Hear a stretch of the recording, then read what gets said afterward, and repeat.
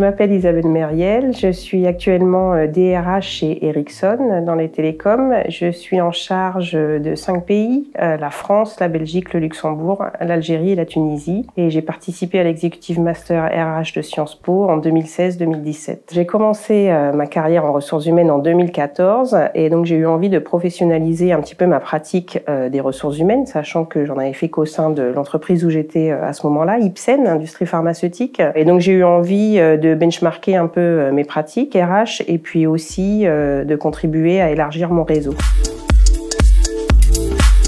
Déjà, l'arrivée, c'est un peu emblématique quand même. Sciences Po, la rue des Saints-Pères, quand on arrive, le grand escalier, c'est vrai que c'est un peu mythique même, je dirais. Donc c'est ça dont je me rappelle. C'est le bâtiment et ouais, ce sentiment d'être à Sciences Po assez particulier. Moi, ce que je retiens particulièrement, les cours que j'ai particulièrement appréciés, c'était la sociologie des organisations, qu'on fait pas forcément en entreprise, mais voir un petit peu le dessous, justement, ce qui se passe. Et c'était des cours vraiment très intéressants.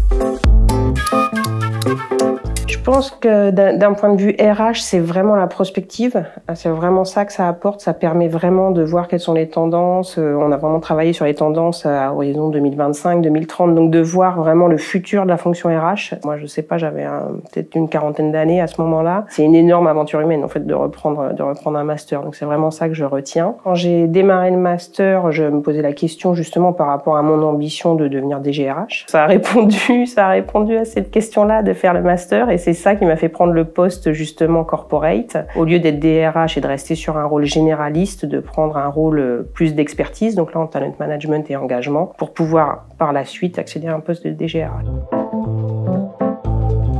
C'est un vrai cadeau que vous vous faites d'y participer et faites-le pleinement et vous ne laissez pas polluer par d'autres choses. C'est peut-être le premier conseil. Dans le cadre du programme, on a vraiment rencontré des profils de DRH très humains, comme je pense tous les employés voudraient avoir un DRH comme ça chez eux.